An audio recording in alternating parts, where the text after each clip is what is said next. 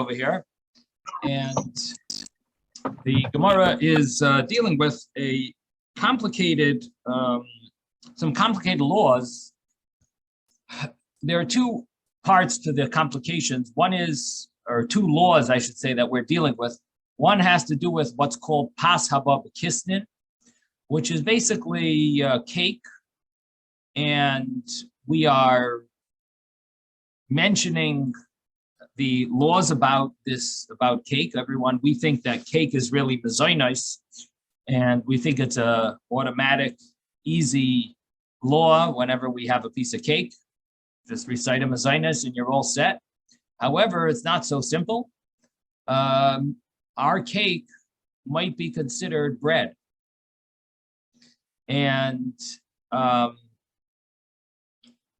the actual name for the cake, or certain types of cake at least, would in the Gemara is pas, bread, haba b'kisnin. It's bread, either bread that has some type of pocket in it, or it's a different type of dough, a bread with a different type of dough, but it's basically called pas haba b'kisnin, and it has numerous ramifications in halacha. And that's one area. The other area of discussion here is what I mentioned yesterday regarding the Haggadah, that we say the bracha on the karpas, on Passover night, we say the bracha on the potato or the onion, and you dip it in salt, and you have in mind for the maror. And what is the first question that anyone a little knowledgeable asks?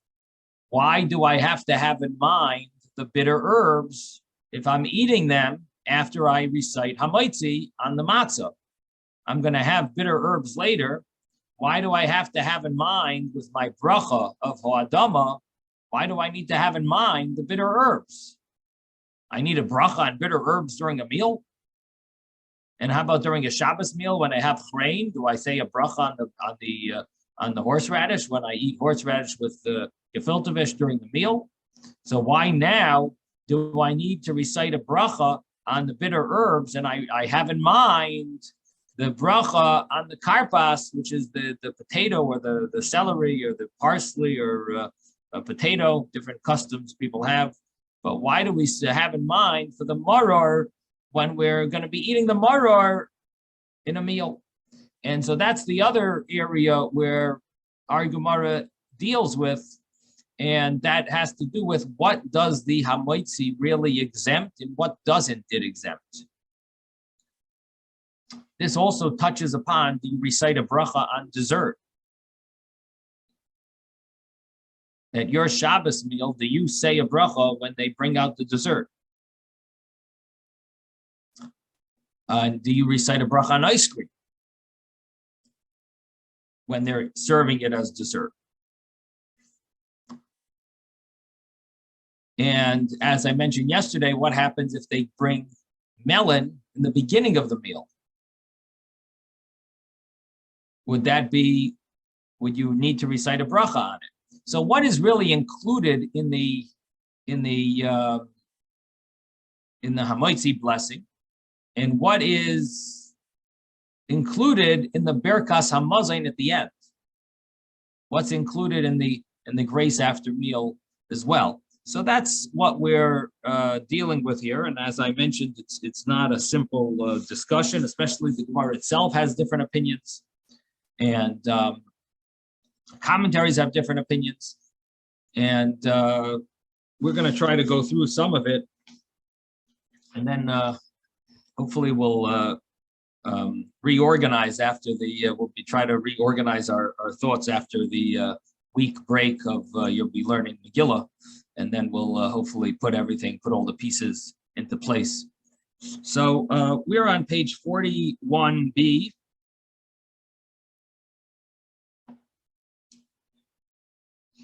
And we're at the two dots. We started it yesterday, but I think I'm going to start again from the two dots. Itmar Itmar means it was said in the base medrash.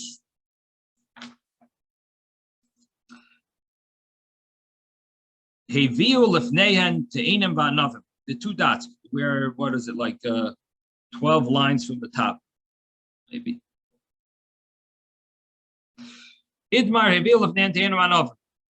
It was said in the base medrash, they brought before the people that were eating a meal, they brought before them figs and grapes, figs and grapes, b'soy chasuda, in the midst of the meal. So they're in the middle of the meal, and they brought them these fruits.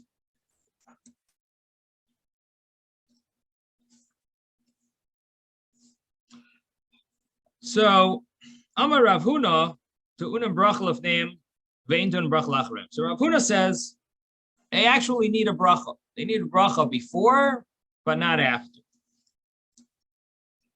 For some reason,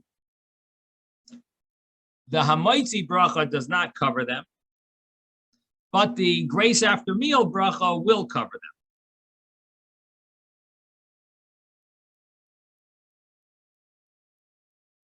Now, Rashi tells us here that this is not like a jelly that you're putting on the bread. Because if it was a jelly that you're putting on the bread, you're going to be eating these figs and grapes with the bread, then there's no question that you do not need to recite a bracha. It's like if you have a peanut butter sandwich, you're not going to recite a bracha on the peanut butter. You recite the bracha on the bread, and we know that that peanut butter is exempted. Or if you have a tuna fish sandwich with a pickle and lettuce and tomato in it, you definitely do not need to recite the bracha on the tuna, the lettuce, the pickle, or the tomato. You recite the bracha on the bread, and it covers the entire tuna fish sandwich. However, Rashi says here we're dealing with where they served these fruits lematek espiv b'soy chasuda. Rashi says to sweeten one's mouth, during the meal with fruit. That's why they're serving it. It's not really meant for. It's not the main part of the meal. It's not to sustain you. It's not because there might be some minerals and vitamins in the grapes or the antioxidants. It's because it's not part. It's because simply to sweeten. It's not part of the meal. It's to sweeten your mouth in the midst of the meal. Now, Rav Huna says it needs a bracha before it, which basically would mean that it's not it's not included in the bread. And it does not need a bracha after it because Berachas HaMazon will exempt it. So you have to say that there's a difference between what Hamaitzi. First of all, I take that back. I don't say the word exempt. Berachas HaMazon covers it. I said it exempts it. It doesn't exempt it. It actually covers the Berachas grace after meal. Covers everything, covers all that was eaten. So you have to say that there's a difference between the hamaitzi bracha, what it covers, and the grace after meal, what it covers. Obviously, the grace after meal covers the general meal, and maybe more. And the hamaitzi lachem and haaretz is basically covering the bread, and it's not going to cover these fruits. It'll cover the bread and anything that's eaten with bread. According to Rav Huna. V'chein amar Rav Nachman, and Rav Nachman says the same thing. That to unam bracha lefneihem, ve'intun bracha lachreihem, they don't need a bracha afterwards, but they do need a bracha before. Now,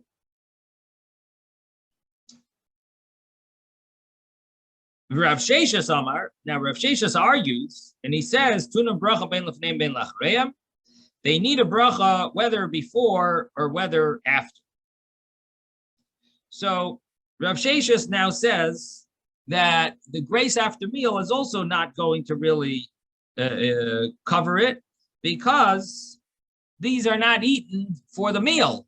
Meal means satisfy you, to sustain you, to give you nourishment. These are not meant for that. These are more for pleasure, to sweeten your mouth. So according to Rav Sheshas, they're not even going to be included in the Birchas HaMazon, and you would need to recite a separate bracha and after bracha for these fruits. And he explains that you never have a case where something needs a bracha before and doesn't need a bracha after. That's very rare. You don't have such things that there's a bracha before, like for example, mezainos or al ha'etz, that you would not recite afterwards an al hamichya type of bracha. In other words, if the fruit item is deserving of a mezainos or a ha'etz because it's from the 7 species, then it definitely should have the after blessing apropos. You don't have things that don't have it, except for one example. Ela pas haba b'kisnin bovad, except for this pas haba b'kisnin. Now, the way Rashi learns this, and that's the way I've been translating it right now, Rashi learns a very unique understanding here. It is not the understanding that's accepted in Shulchan Aruch, but the simple way of learning the Gemara is with Rashi, so I'll start off with that. And then I can tell you what the other commentaries say, and that's what's accepted in the Shulchan Aruch. But the way Rashi learns that what Rav Sheshas is saying is that you're having these fruits that are from the 7 species, and the previous rabbis said that you do not recite an after blessing on them. And Rav Sheshas tells them, you don't find such a thing. You don't say an after blessing on stuff from the 7 species. You never have such a case. There's only one case where you would recite a bracha on the 7 species that it deserves a proper bracha, like a mezainos or a ha'etz, and it's not going to have the after blessing. And what would that be? It's pas haba b'kisnin bovad. It's only this type of bread that comes together with kisnin. Kisnin he translates as parched grain. So there's certain bread, Rashi says, that after a person benched, they would eat a small amount. They would bring these parched grain, and they would eat it with bread that has a lot of spices in it. And they would also make designs on this bread, like birds or trees. And people eat a small amount of it. And because they put all these spices in it, and nuts, walnuts, almonds, and you eat only a little, you do not recite an after blessing similar to oirez and doichen, similar to rice and millet, that our Gemara said you can recite a mezainos and you do not recite an after blessing on. And the understanding in that Gemara was you don't say the typical al hamichya, instead you say the bari nefashos.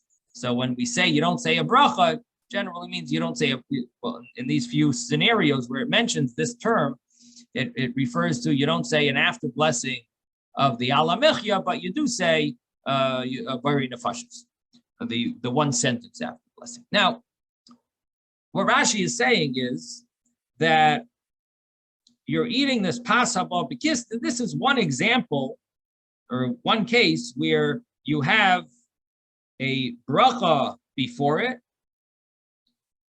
but you don't have to recite a bracha afterwards because it seems there's 2 reasons. Number one, you eat very little. And number 2,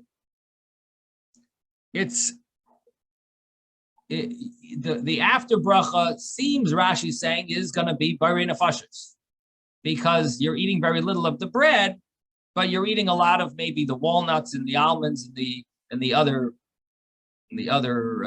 parched grain maybe. So you're going to recite a barei nefashos. But you don't have to. But you don't say the after blessing, meaning the official after blessing, which should have been an ala michya, or it should have been a grace after meal. You don't say that. So this is pas haba b'kisni. This is the bread that that you eat together with these parched grains. So the way Rashi learns is it's some type of a bread that has a lot of flavor in the bread. It has spices, and it has these almonds. It has nuts in the bread, so on. Now, Rabbi, does it have fruit also, or no? I mean, we're just talking about what they used to have. We're talking about historically, what was it? So Rashi doesn't mention that it had fruit. He mentions these things. It had havlin, which means spices, egoizim and shkedim. I believe egoiz means a walnut. Is that right, Ben? And the shkedim is almonds, or is egoiz any nuts? Ben? Walnut? So, yes, I didn't know I was on mute. So it's basically, it has nuts, and it doesn't say that it had fruit in it. And Rashi seems to say that this was the tradition. He says it's good for the heart. The parched grain is good for the heart, okay. And they would eat it with bread. It's interesting. I don't know. You think they would? Was definitely surprising.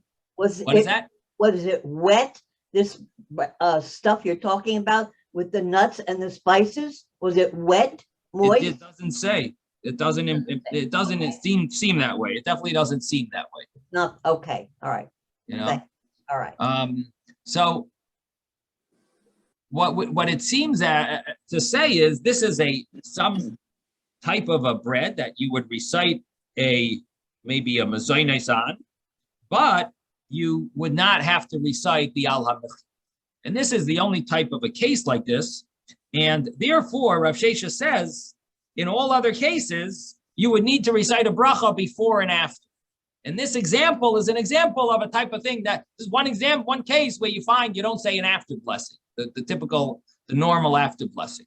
So what Rav Shesha is saying is, all other cases, you do need to say a typical after blessing. And even though you're in the middle of a meal, you would need to recite an after blessing for the figs and grapes, right? So that's how this argument in the Gemara goes. We have two opinions.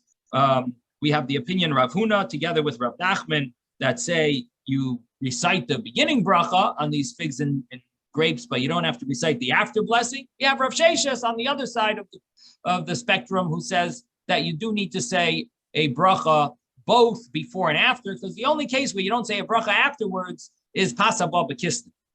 Now, there's a few questions on this way of learning it. This is the way Rashi is learning. And a few questions on this is, number one, why doesn't the Gemara say rice? Rice is another example where you say a beginning bracha, mezainis, but you don't do the typical after blessing of mezainis. You don't do the ala michya. You do the grace after. You do the barei nefashos. And additionally, Taisus asks another question. He says, you're talking about the walnuts and the almonds that it's with, the bread. All of that stuff should be subservient to the bread, and they don't need a bracha. Why are you reciting an after blessing of barei nefashos on them when they are totally connected to the bread? The bread is the main food. So Taisus is bothered with a number of issues here, and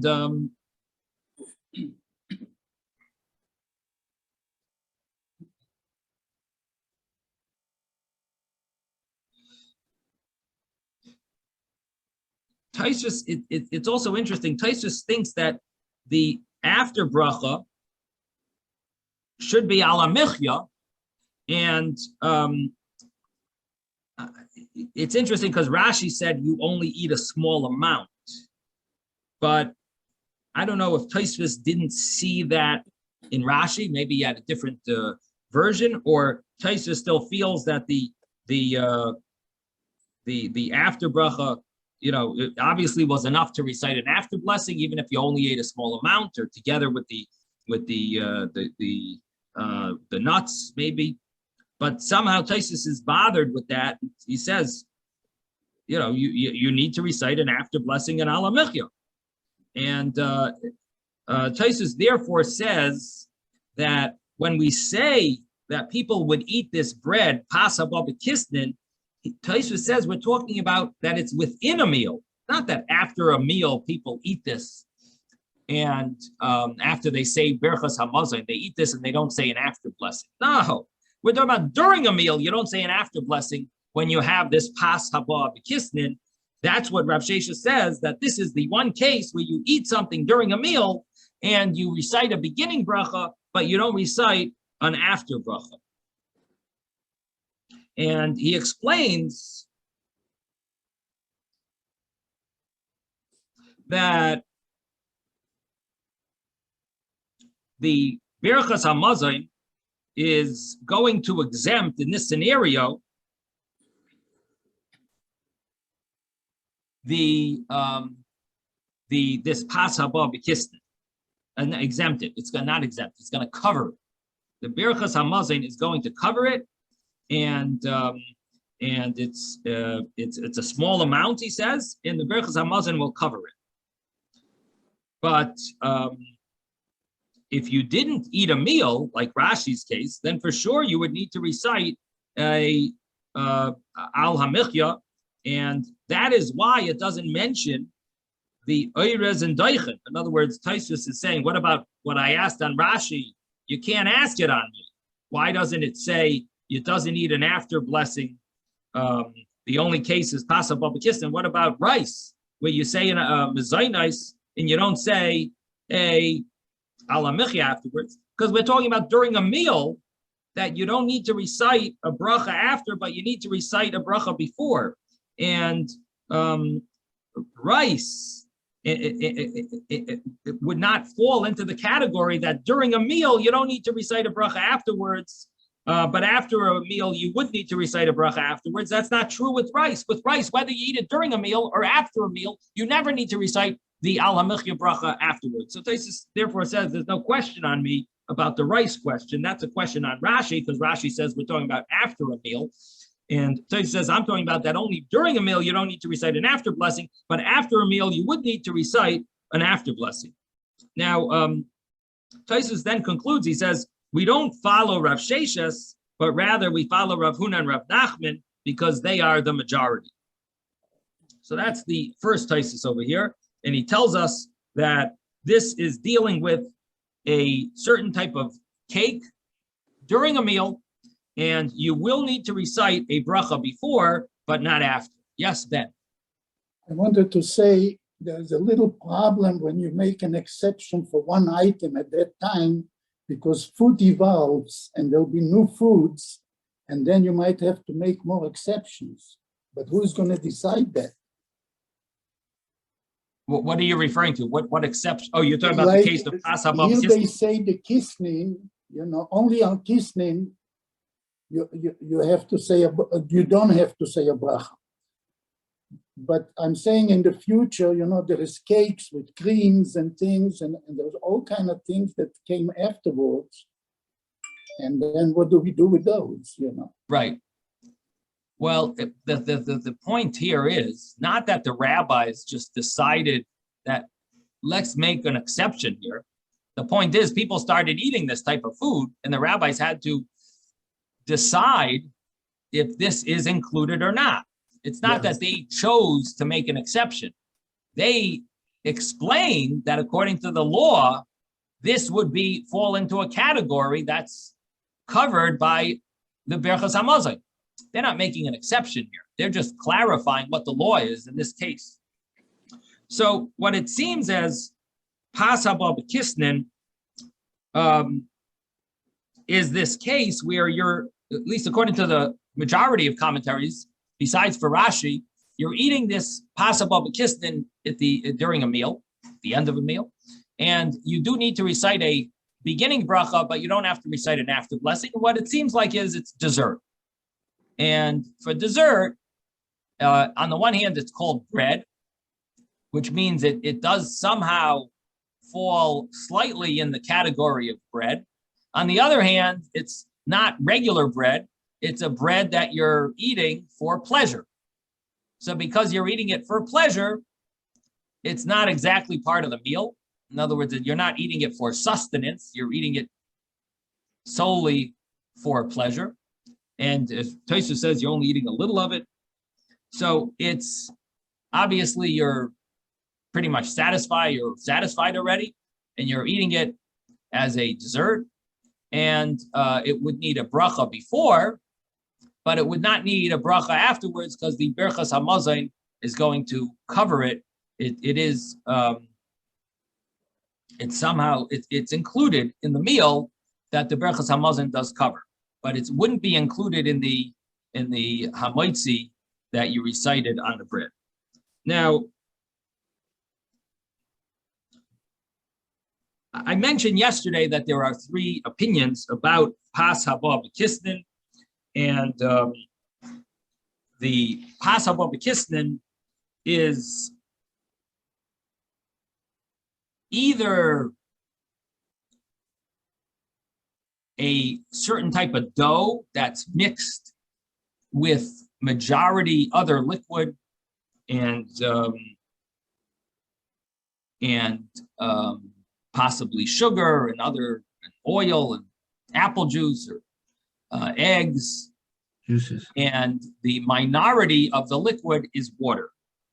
And that is one way, one opinion.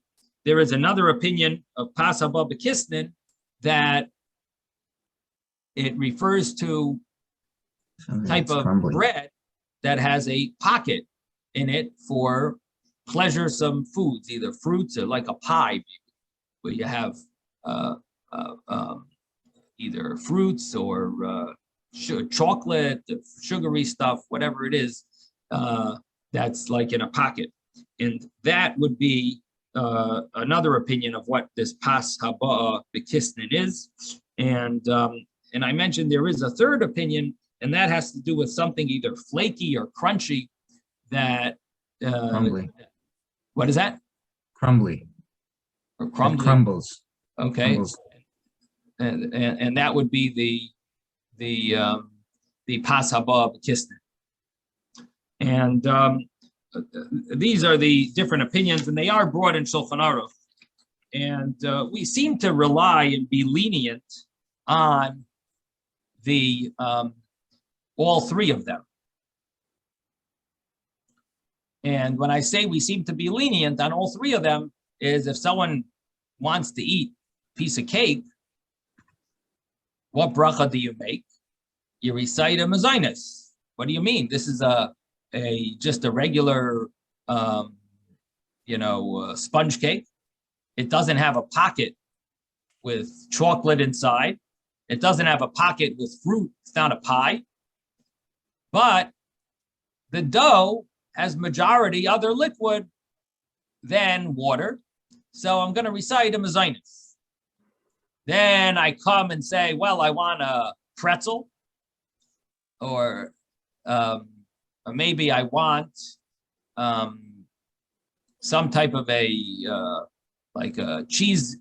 Well, there must be some example of a dough that's like a bread dough that's like that they put like cake inside. I don't know what a good example would be. Let's say they make a babka with like a bread dough, and they have chocolate inside the babka. So that would be a scenario where you have a pocket of chocolate inside like a bread type of a dough. So the dough might be like a bread dough, which would be majority water. The liquid is majority water, but it has a pocket filled with chocolate and or cinnamon and sugar.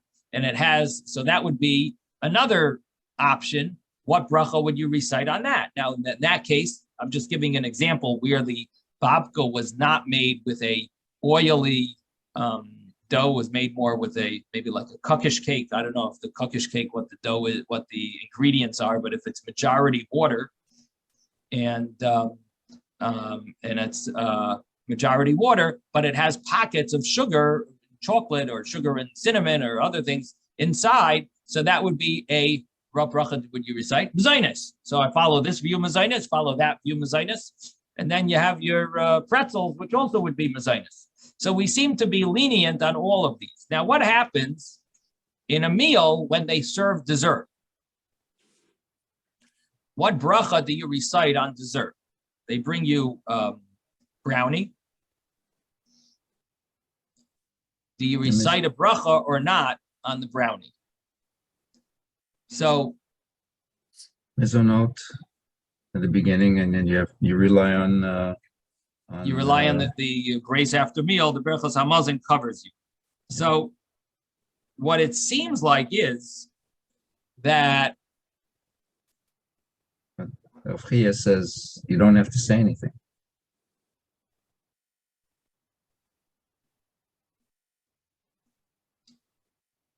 Not on food and not on drinks. what it seems like, right? But we didn't do Reb Chia. But what it seems like is that according to some opinions, your brownie really should be hamaitzi. Now, when we want to have a brownie, it's mezainis because we rely on that view. But now, to tell you to say a bracha, we're not going to tell you to recite a bracha because it might be hamaitzi according to a different view. And you said hamaitzi of it because it could be bread. So the understanding of many of the halachic authorities is that you do not recite a bracha on cake as a dessert. Now, to get around this problem, because according to some opinions, you would need to recite a bracha, but according to others, you wouldn't. Get around this problem, you might want to have the dessert after benching. You might want to have because according to one opinion, this is bread. So you don't recite a bracha, mezainis, on bread during a meal. You know, this might be considered bread. Now, there is a way around it, possibly, is if you have like a apple strudel or something. So there's an apple, the apple inside is like a pocket of fruit.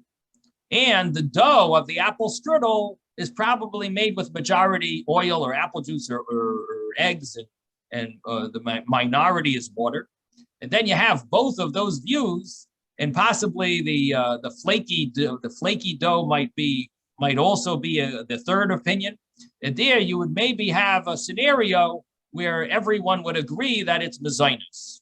And in that case, you would need to recite a mezainis on because you're covering all grounds on such a food item.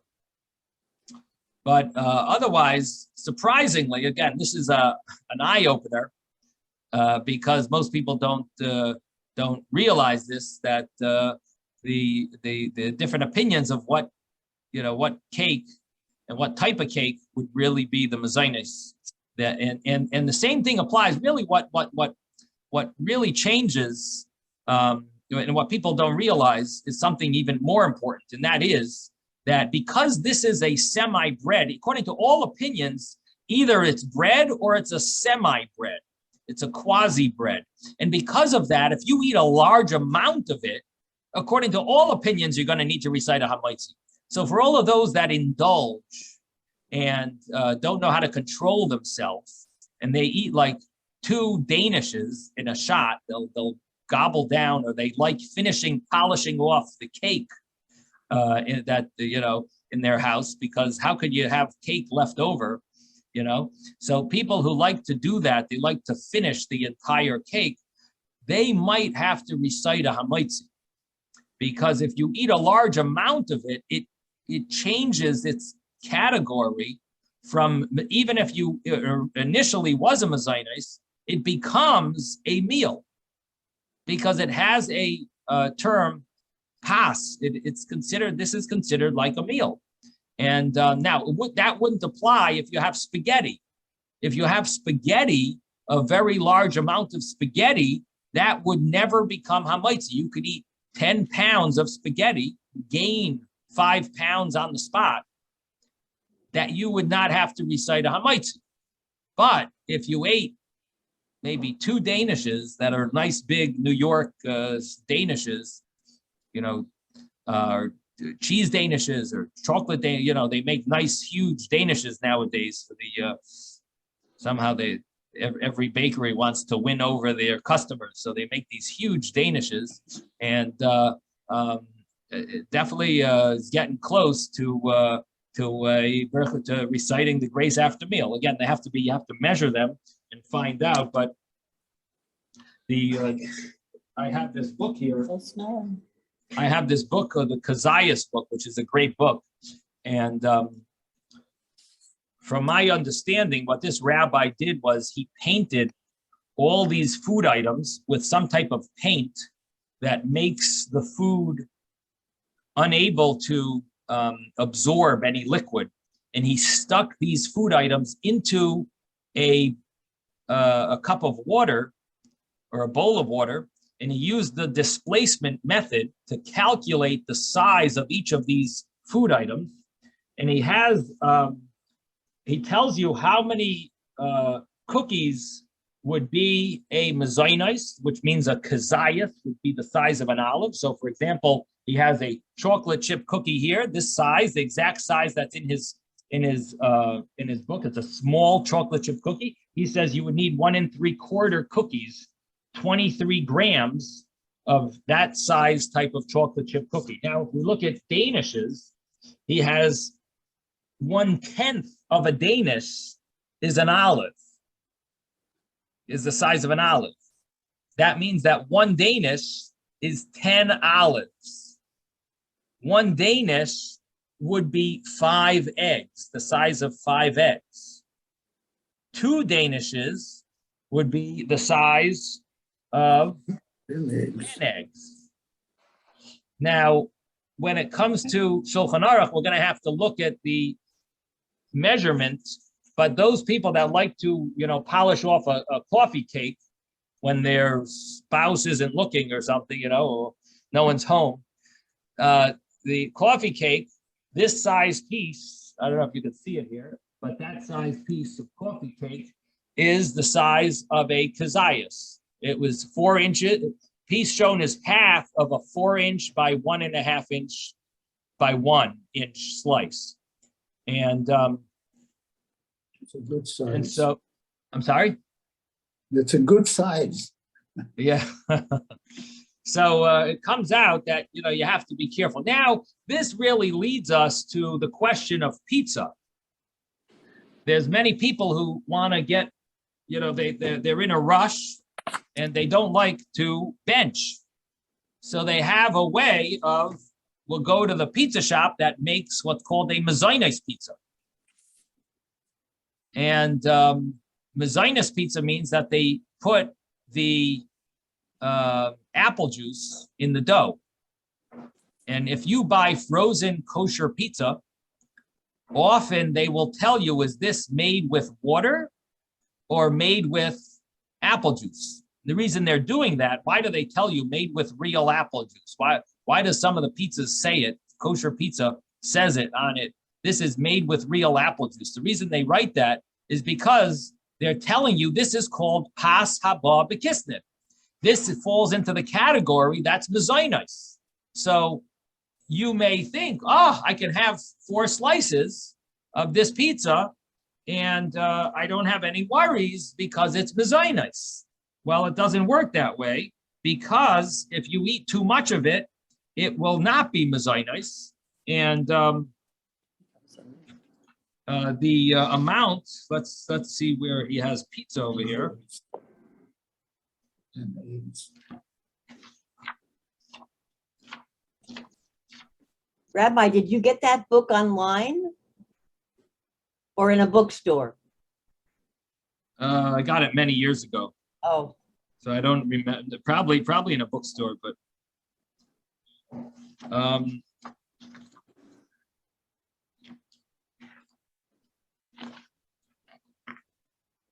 pizza made with fruit juice. 1 second, I'm surprised he doesn't have a picture.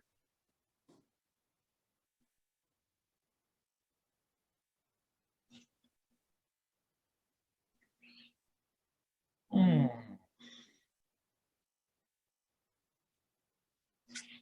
Okay, pizza had one slice of pizza, which is that exact amount would be a kazayas. It's a very thin slice of pizza, and it's exactly to size. Now, it's if you have one slice of pizza, there's 8 or 9, between 8 and 9 olive sizes in one slice. So that means that there's around 4 eggs or 4.5 eggs in one slice, and 2 slices would be 8 or 9 eggs. Depends on the size of the pizza. This is the one looks size. like- This looks like 8 inches, 9 inches, so it's maybe 16 or 18-inch pizza. Yeah, like a 16. Yeah, this is definitely like a 16-inch or an 18-inch pie. Yeah.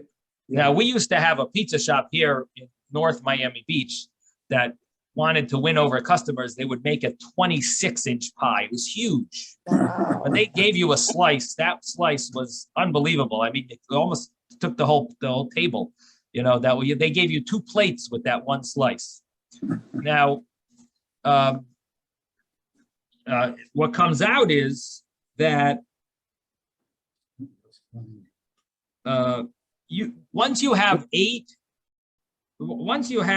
or more kazesim, you start getting yourself into an issue of hamaitzi.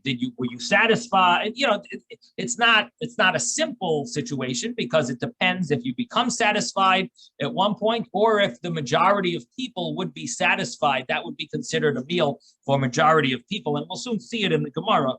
These type of things, these issues. But and I'll just read for you a paragraph here. Bread family products, pas haba bekisnin. Most mazoinos baked goods, both those which are made from dough as well as those which are made from batter, which means whether a loose batter or a thicker dough, both of them are classified as pas haba bekisnin, bread family. And because baked goods have bread-like properties and appearance, most cakes, cookies, pretzels, pies, knishes, and crackers are considered bread family products. Exception would be products which are baked to a thin consistency, like wafers or wafer-thin crackers do not have bread-like appearance. They are classified as non-bread family zonas. So there are examples where you would have like a non-bread family cracker or wafer, but the general cases are, these are considered like they're from the bread family. Now, bread family products, although technically classified as bread, are ordinarily not subject to hamaitzi, nor to saying the grace after meal, nor to netilas yadayim, since they are primarily eaten as snacks. But at times, however, people make bread family products their mainstay of the meal. If a person's pressed for time, you know, he might eat a nice large piece of cake for breakfast. I don't know about being pressed for time or hungry for a nice piece of cake, I think would be a better example, but it's right on the, you know, it's right there on the table. So when products of the bread family are used as the mainstay of a meal, they are treated as genuine bread. This rule applies only when a amount suitable for a meal is eaten. In such instances, netilas yodayim hamoitzi, and benching are required.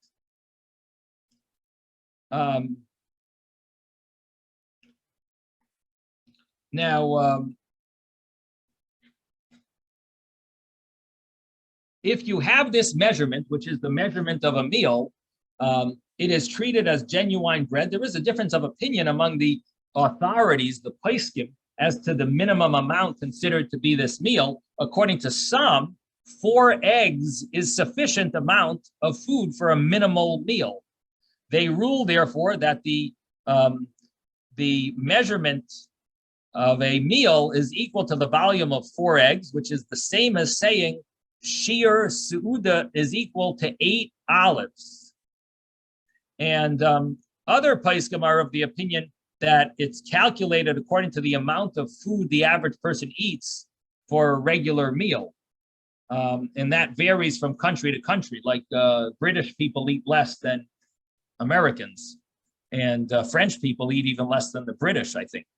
I know if you go to a French restaurant, you get like 4 ounces of a steak. Like, I don't know, maybe I'm wrong, but you have to like order 2 main courses to feel satisfied. But in any event, different countries have different, so that could be a factor.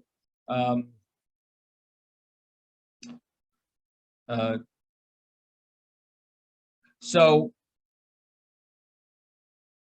these all play a factor. Then you have so when it comes to pizza, some establishments need their pizza dough with fruit juice in order to ensure that it's brachas bari mina mazainis rather than hamaitzi, because you're going to be interested in going to their pizza shop because you don't have to wash and you don't have to bench. You do a fast bracha before it and a fast bracha after it, and you're gone. And Rabbi, is there anything in that book about that special bread with walnuts and almonds? That no, I mean it has. I'm sure it has mandelbrot, but it doesn't deal with the historical elements. It deals with practical stuff of today. Okay. You know, this now. So this idea of a pizza shop making mezainos pizza is technically acceptable, it says here, subject to numerous conditions. One of the conditions is that people in that country use such pizza primarily for snacks rather than for meals.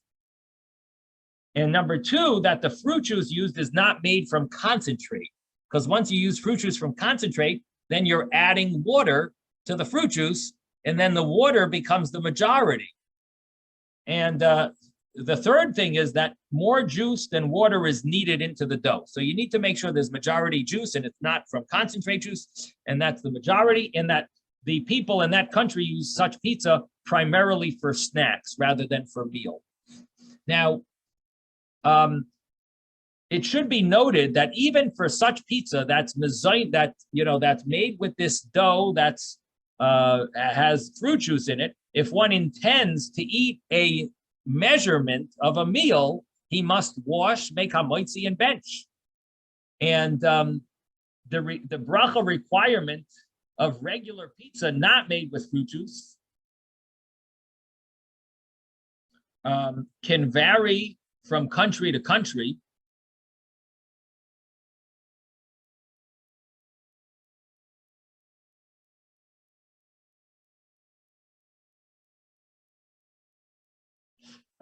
In places where most people eat pizza for a meal, hamaitzi and benching are required. However, when most people eat pizza as a snack, bari mina mazainis and alamuchya are required, provided that less than a shir su'uda is eaten. So there is an option of there are opinions. He's bringing here an opinion that says even regular pizza that's made with water could be considered a snack in certain countries. Maybe if they eat pizza as a snack, it's like, people have crackers with cheese. So maybe maybe if they have a pizza as a snack, but I wouldn't consider in America pizza being a snack. I think the reason he writes that is because there was a famous rabbi here in America that gave a ruling that one slice of pizza you could recite mezainos on, and any more than that, you would need to recite a hamoitzi. And that rabbi was very well known, and many people rely on that leniency. The problem is that two things. Number one is he didn't have the Kezias book that I have, and he didn't know, exactly how big a slice of pizza really is relative to water, and he didn't do that invention of paint. They probably didn't have the certain type of paint that this rabbi used to paint the pizza so that it doesn't absorb any water, and you can dip it into water and figure out through a displacement method how much one slice of pizza is. It could be also they might have made smaller pizzas in his day. But in any event, the point is that there is possibility to be lenient if people in that country eat it as a snack, because it's like, it's not just bread, it has cheese. If it was without the sauce on it, the cheese, that would be bread. But because of the cheese and the sauce, there might be room to say maybe it's more like a snack.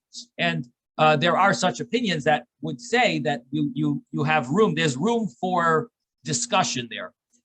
If the dough is made with apple juice, there's much more room for leniency. But even there, it becomes problematic if you're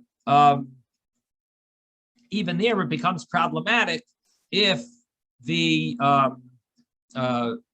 people, number one, people eat that pizza also as a regular meal, and number two, if you eat too much of it. But this rabbi ends off with one last paragraph here. He says, it is often difficult to determine whether most people eat pizza as a snack or as a meal. In cases such as these, the poskim advise to do as follows. If the individual eating the pizza is doing so for a snack and he plans to eat a small amount, less than the measurement of a meal, he should make a borei min hamazaynes and an alamich. If he's eating a pizza as a meal, he should wash and make hamoitzi in bench, even if eating less than a shiur suda, less than a measurement of a meal. So the point that he's making here is that, number one, if you eat too much, even if it's could be mezainis, it'll be hamaitzi.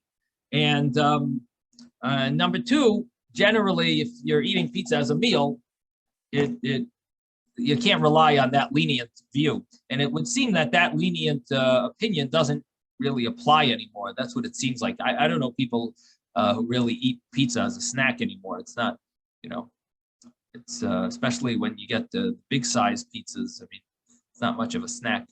But it comes out that what happens when they make a mezainis bagel or mezainis roll or mezainis bread and you have a nice tuna fish sandwich. It's the same issue. The problem is you're eating a meal. You're using it as a meal. And people eat those as meals. They're not eating it as a snack. And if so, that bread ends up not being, you don't have that leniency that it should have. Cake, people eat as cake. And even then, if you have too much, it could be hamaitzi.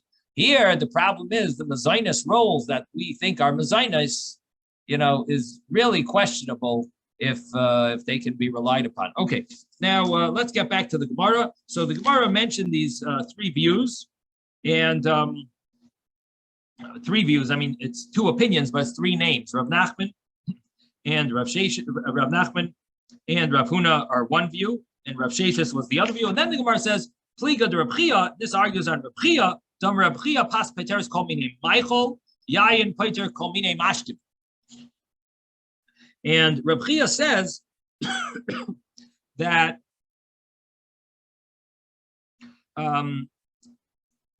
bread exempts anything in the meal, and wine exempts any type of drink.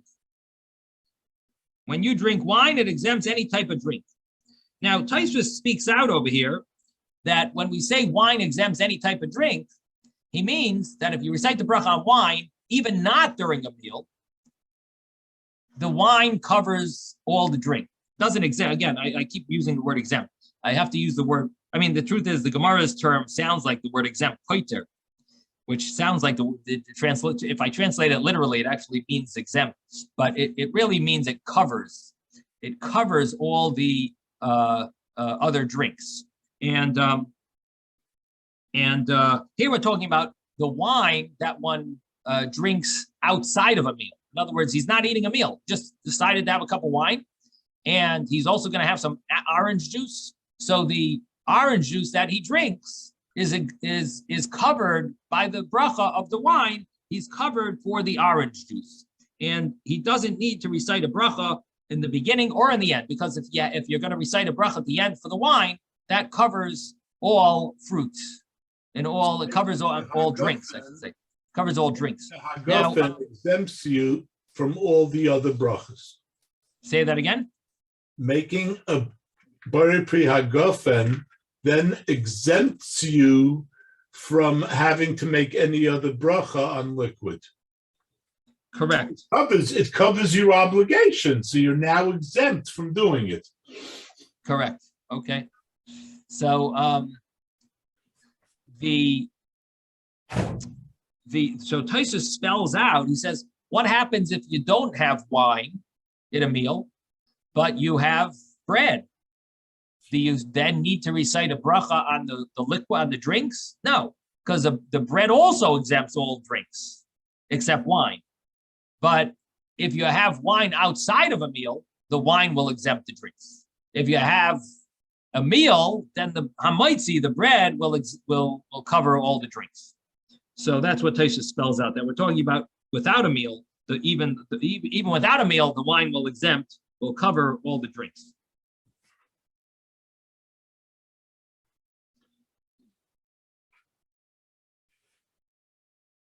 Now, obviously, we don't follow this opinion because there are brachas that a person does recite during a meal, but Reb Chia wants to follow the simple understanding of most people, or not. People seem to think like Reb Chia thinks. In other words, Reb Chia's view, and many people think that during a meal everything is exempt, is covered, and his view is of course it's in the Gemara, but it's not the final accepted halacha. Now, Rav Papa now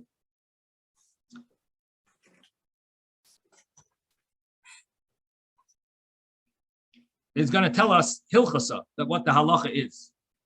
But before we do that, so let's just summarize. So we've got Rav Huna and Rav Nachman, both of them said that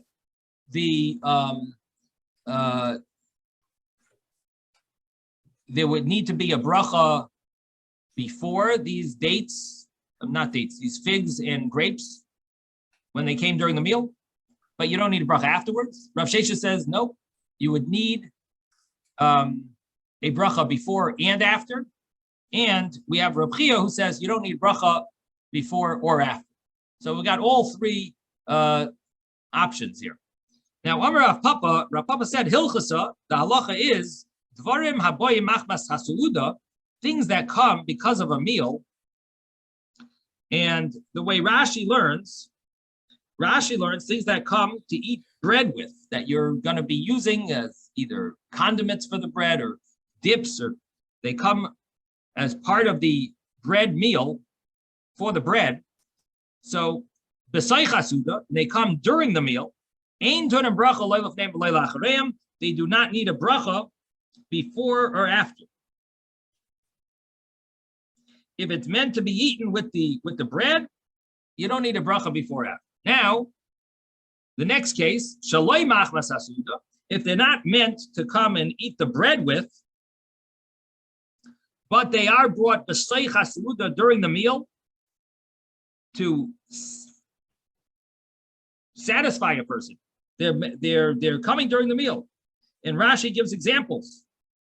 Daisa, which means like a type of cereal, a porridge. Kruv, which I think means cabbage. Tardin, beets. Rashi gives these three examples. And these are not meant to be eaten with the bread, but they do come to satiate a person. And they need a bracha before it because they're not part of the bread. But the ein tu'un bracha la'achareyam, they do not need a bracha after. So it says tu'un bracha l'fneim, they need a bracha before, but not after. And li'achar ha'seuda, but after the meal,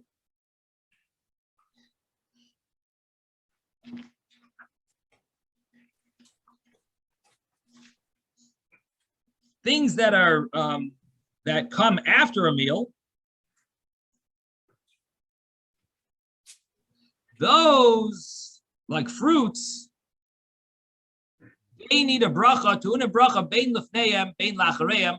They will need a bracha before and after.